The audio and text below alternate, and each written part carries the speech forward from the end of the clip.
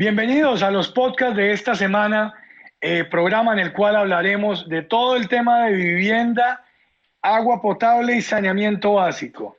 Y para abordar estos temas, nuestro invitado de esta semana es ni más ni menos que el ministro de la Vivienda de Colombia, el doctor Jonathan Malagón. Ya ha estado en el pasado aquí en los podcasts, pero hoy va a estar hablando de la situación que estamos viviendo actualmente por cuenta de la pandemia y las nuevas reglamentaciones que se están expidiendo por parte del ministerio. Claro, también nos va a estar acompañando un paisano nuestro, el viceministro de Vivienda. Ministro Malagón, bienvenido a estos podcasts. Muchas gracias por esta nueva invitación y tal como lo señala usted, acá vengo con un paisano suyo, ibaguereño, hijo del Colegio San Simón. Este programa lo ven mucho en el Tolima, entonces qué buena oportunidad también para visibilizar el trabajo del viceministro más joven de Colombia. Preséntelo, ministro. Ya usted con esa introducción solamente me resta pedirle el favor que lo haga su señoría. Carlos Ruiz tiene 28 años, es ibaguereño, es hijo del colegio público, es hijo de la universidad pública, graduado con honores de la Universidad Nacional, con maestría en la Nacional, con maestría en la Universidad de Columbia en Nueva York. También tuvo allá la nota más alta. Fue economista jefe de la Asociación Bancaria, jefe de gabinete del Ministerio de Vivienda, presidente de la Junta Directiva del Fondo Nacional del Ahorro, y con 28 años el presidente Duque lo designó el viceministro de Vivienda de los colombianos. Un orgullo tolimense, un orgullo ibaguereño. Oiga, vice, en serio, un gusto que nos pueda acompañar el día de hoy. Representante, muchas gracias por la invitación. Es un orgullo para mí estar en este espacio y compartiendo con toda la audiencia que nos escucha en este momento. Hincha del Tolima. Hincha del Tolima, claro. Hincha del Tolima. De los buenos equipos, ministro. El Deportes Tolima es de los mejores equipos, no solamente en Colombia, sino en el mundo. Yo no puedo ser muy objetivo en lo que estoy diciendo, pero las estadísticas dicen que el Deportes Tolima está en los puestos de arriba en los últimos años. A propósito, ministro, ¿usted de qué equipo es hincha? Del Valledupar Fútbol Club. Recuerdo que al Valledupar lo ha dirigido una de las glorias del fútbol colombiano, que es Kiko Barrios, Pacífico, por cierto. Que es una de nuestras estrellas, pero pronto vamos a ascender. Usted, el Valledupar Fútbol Club suele meterse siempre entre los 8 y yo soy muy optimista. Va a ser la sorpresa en las próximas jornadas. Esperemos que sí, ministro. Y a propósito de Valledupar y de vallenatos, ¿por qué se dice que en nuestro país no va a haber casas en el aire, ministro? Porque, representante, nunca antes habíamos tenido un ritmo de asignación de subsidios como el que le estamos planteando a los colombianos. Hagamos un poquito de memoria pre-COVID. Antes del COVID, el gobierno del presidente Iván Duque fue capaz en un año y medio de entregar más de 65.000 subsidios de vivienda. Es el ritmo más importante de asignación de subsidios. Como es apenas natural, con esta pandemia esa dinámica se redujo. Pasamos de entregar 100, 105, 110 subsidios diarios a cerca de 70 subsidios. Pero el presidente hizo un anuncio el 22 de mayo que ha generado una profunda ilusión entre los colombianos. El anuncio de que tendríamos 200.000 casas de aquí al 2022. Colombia tiene una gran experiencia que ha acumulado durante más de 10 años en dispersión de subsidios de vivienda. Este es un trabajo que no comienza de la nada. Pero digamos que el PIPE 1 y el PIPE 2, que fueron dos grandes experiencias contracíclicas, entregaron entre 80 y 90.000 subsidios de vivienda en un periodo de 6-7 años. Nosotros vamos a entregar 100.000 viviendas no bis, subsidios a la vivienda no bis, de aquí al 2022 y 100.000 subsidios a la vivienda bis. ¿Sabe qué hemos visto nosotros, Ricardo? Que nos empieza a llenar de ilusión sin que seamos triunfalistas. Que en el mes de junio las ventas de vivienda crecieron 60% respecto al mes de mayo. Que en el mes de junio de este año vendimos tantas unidades de vivienda como vendimos en junio del año pasado, que fue el año récord de venta de la BIS.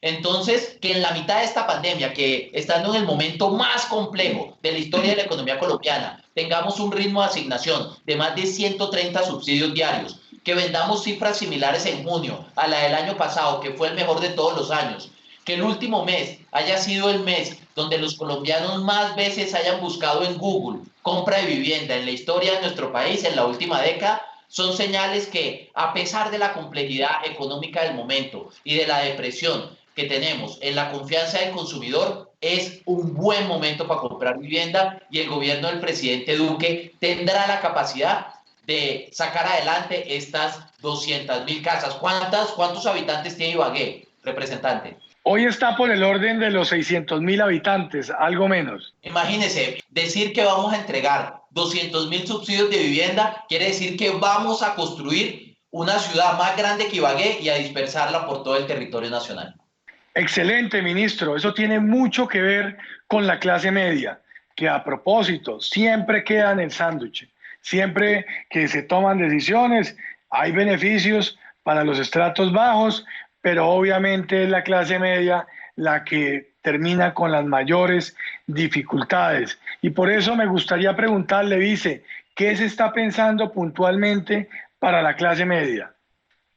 Justamente este programa de los 100.000 subsidios para la novis cabe toda la clase media. Ahí no vamos a tener restricciones de ingresos para las familias para que puedan acceder al subsidio. Entonces imaginémonos una familia que gana 5 o 6 millones de pesos. Va a poder acceder al subsidio para la compra de vivienda del segmento novis. Entonces, prácticamente los 100.000 subsidios adicionales es un subsidio dispuesto para toda la clase media del país que pueda comprar una vivienda. Incluso aquellos que quieran comprar una segunda vivienda lo van a poder hacer porque vamos a tener 40.000 de esos 100.000 cupos disponibles para compra, ya sea primera, segunda o demás números de vivienda. Y ese, viceministro Ruiz, esa es la gran apuesta de este programa. Representante, usted con la pregunta dio justamente en el punto. Las familias hoy pagan un arriendo. Le tienen miedo a meterse a la vivienda propia porque el costo de la hipoteca está por encima del arriendo.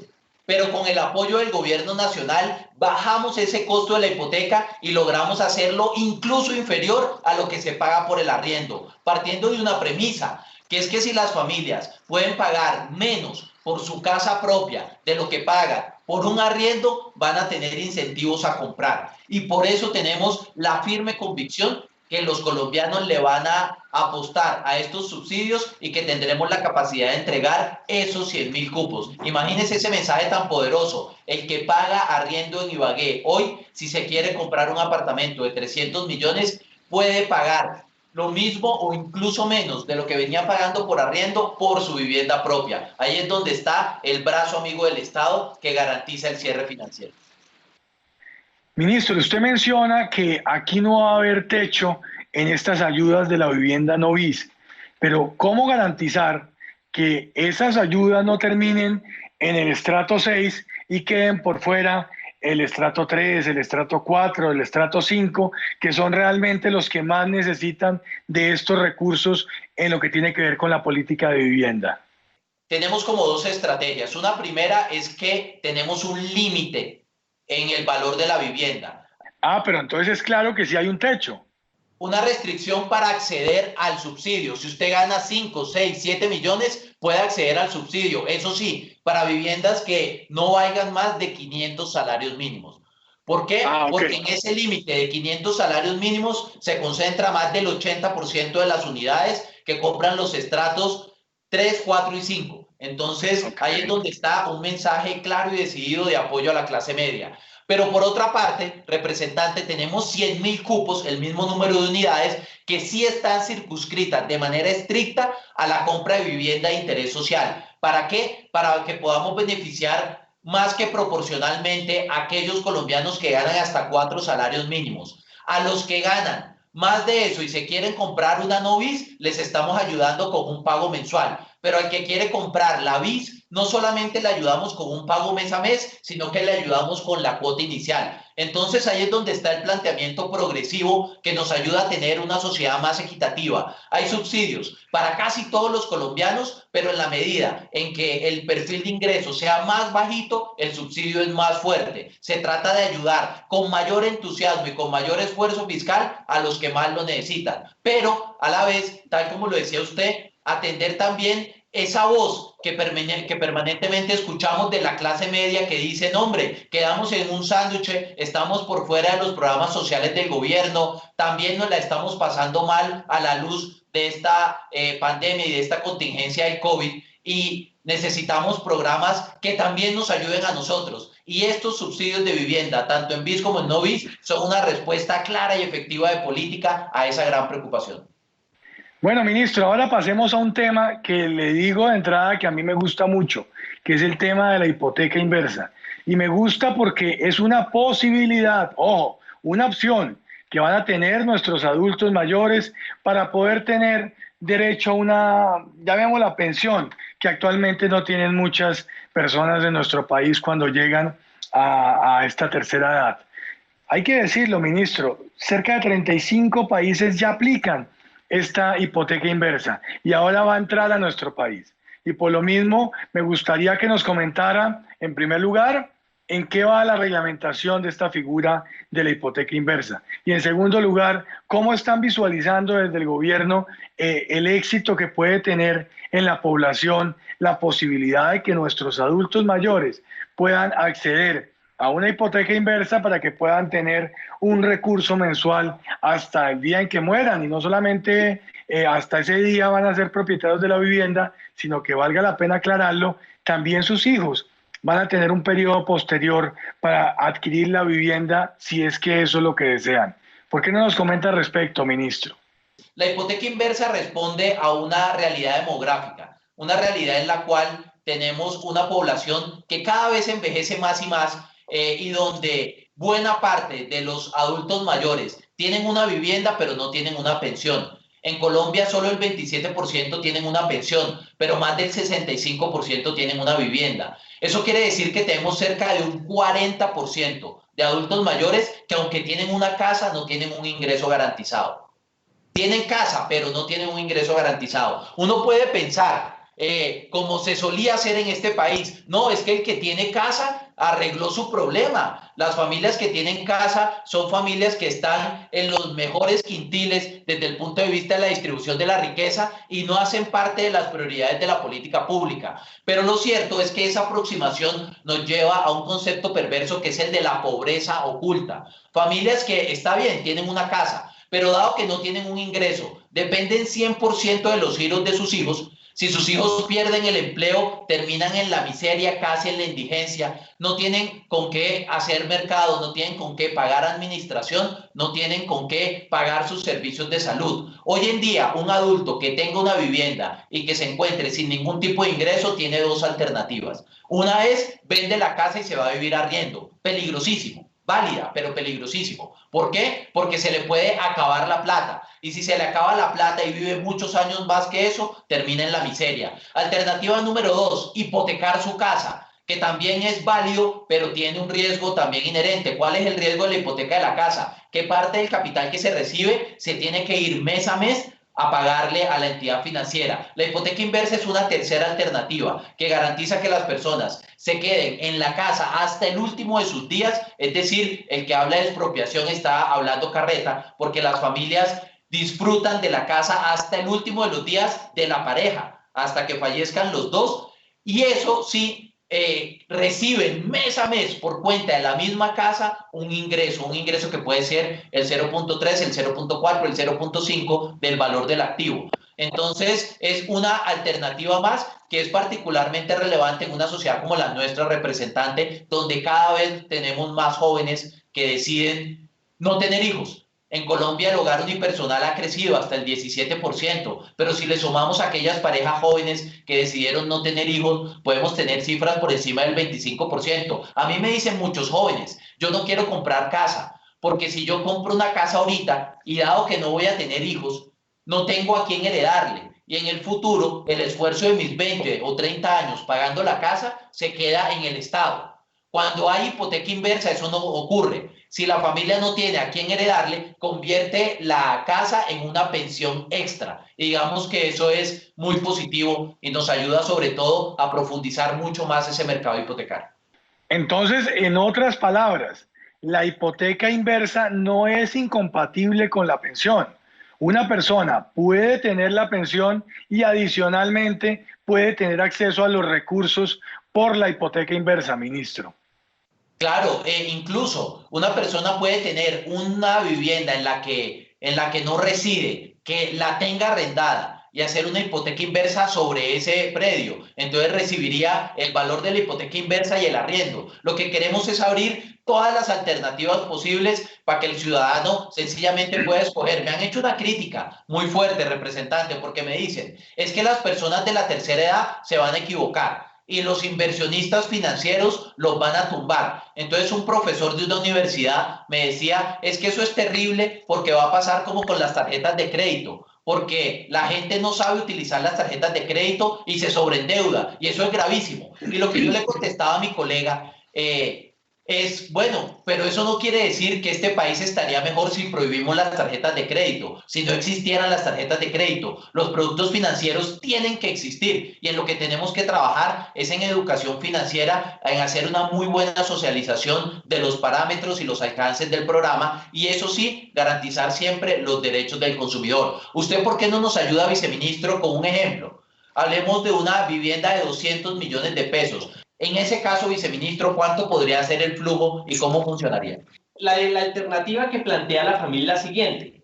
Yo puedo vender la casa y con los 200 millones tratar de vivir en el mes a mes y hasta cuanto me alcance, o puedo acogerme a la hipoteca inversa. En el caso de vender la casa, se asume un nuevo gasto. ¿Cuál es ese nuevo gasto? El arriendo.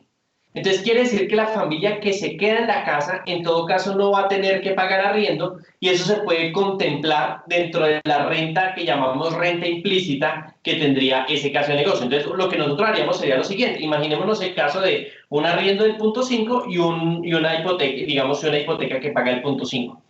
Quiere decir que si la persona vendiera el apartamento en 200 millones, pagara un arriendo de 1 millón de pesos para que se mantuvieran las mismas condiciones que tendría en el apartamento y tuviera unos gastos mensuales de 1 millón de pesos, le alcanzaría casi que para 100 periodos, un poco más dependiendo de los intereses, le alcanzaría para 100 periodos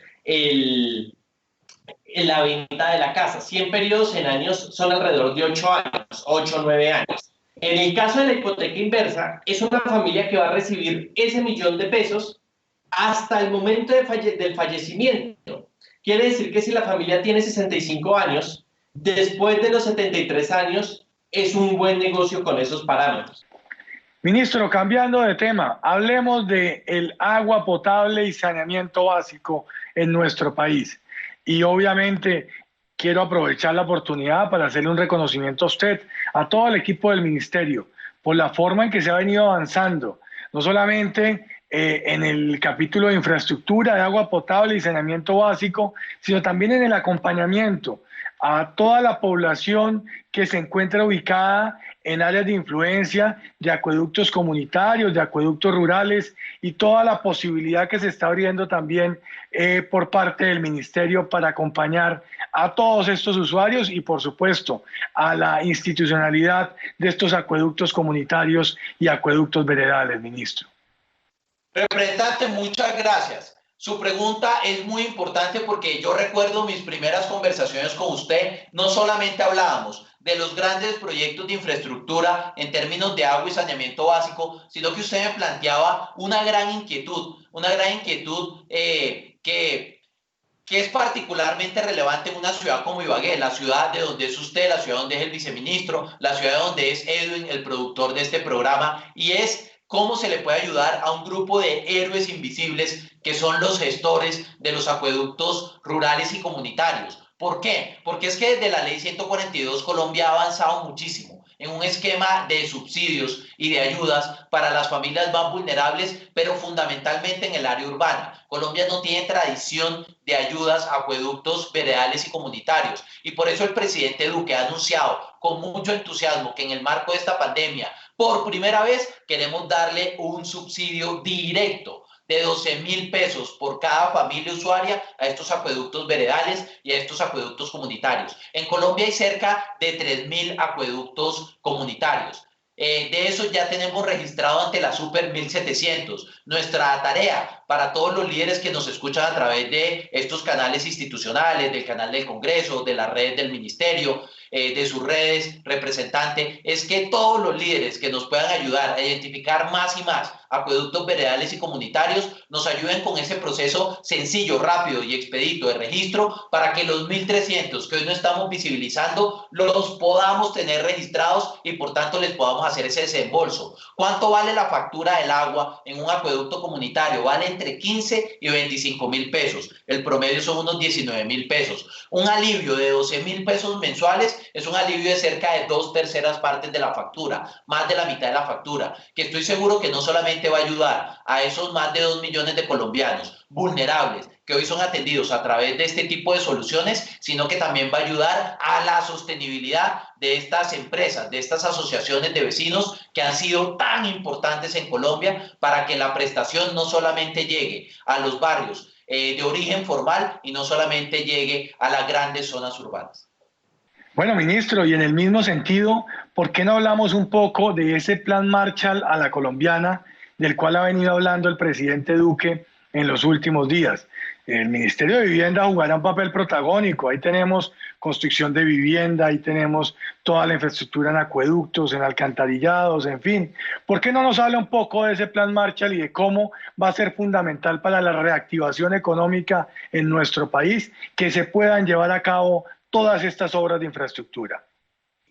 Nosotros vemos que el sector de la construcción va a ser uno de los líderes en el proceso de reactivación de la economía. Eso se ha visto, de hecho, en el marco fiscal de mediano plazo que expidió el Ministerio de Hacienda. Hay dos sectores que tienen vigencia futura: el sector de edificaciones y el sector de transporte. Es una apuesta importante hacia la construcción. Tengamos en cuenta que este sector jala industrias de más de 34 ramas de actividad.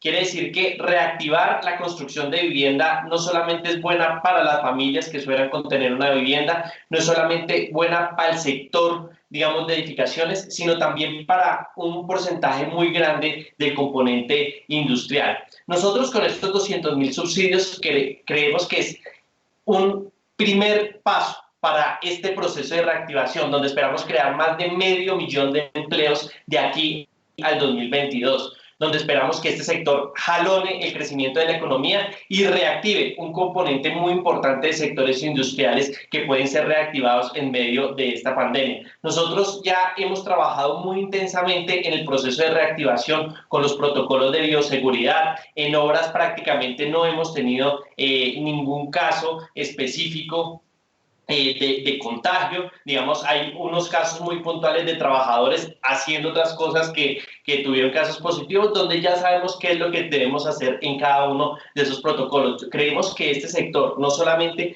por el impacto que tiene sobre el empleo, el impacto que tiene sobre la reactivación del empleo, sobre la reactivación de la actividad productiva, sino que nos tenemos que acostumbrar a esta nueva realidad, donde tenemos que ser mucho más estrictos con los protocolos y donde ya lo estamos haciendo y donde se puede hacer este proceso de activación de manera segura. Entonces, este plan es un primer paso, es un primer pilar para reactivar todo el aparato productivo, para proteger los empleos y para volver a que la economía crezca y se acerque nuevamente a sus niveles potenciales. Le complemento con 3 datos, representante. Dato número 1. Vamos a recuperar a través del sector de edificaciones cerca del 30% del crecimiento potencial de la economía colombiana. Vamos a cerrar negocios por más de 70 billones de pesos, 70 billones de pesos que nos permiten irrigar, como decía el viceministro, riqueza, que nos permite irrigar y democratizar bienestar entre varios subsectores productivos. Segundo, cada 220.000 colombianos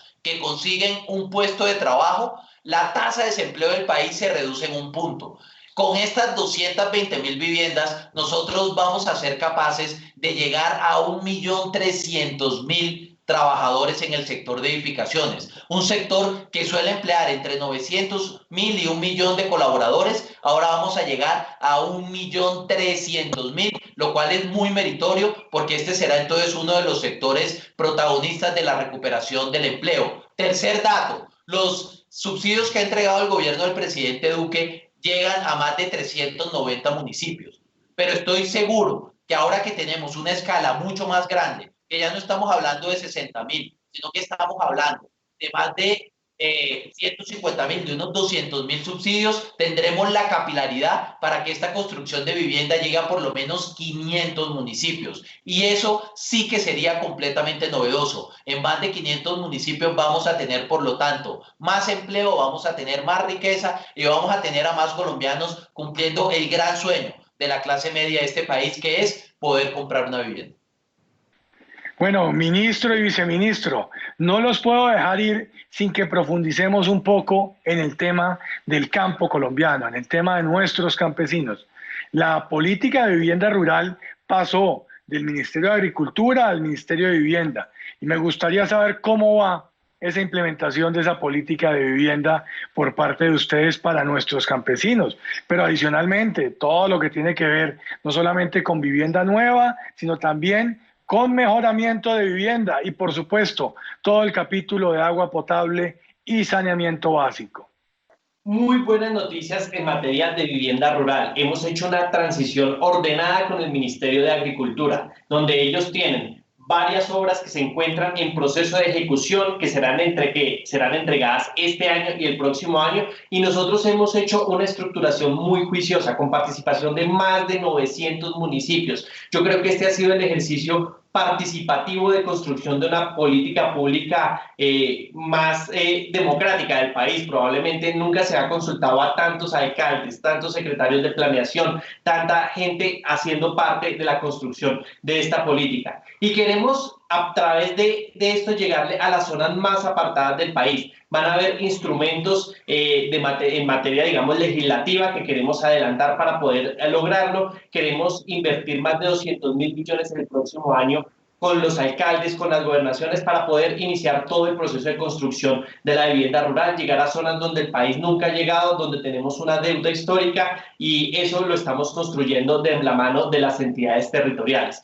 Este ha sido un proceso participativo y esperamos tener muy buenas noticias con los primeros convenios este año.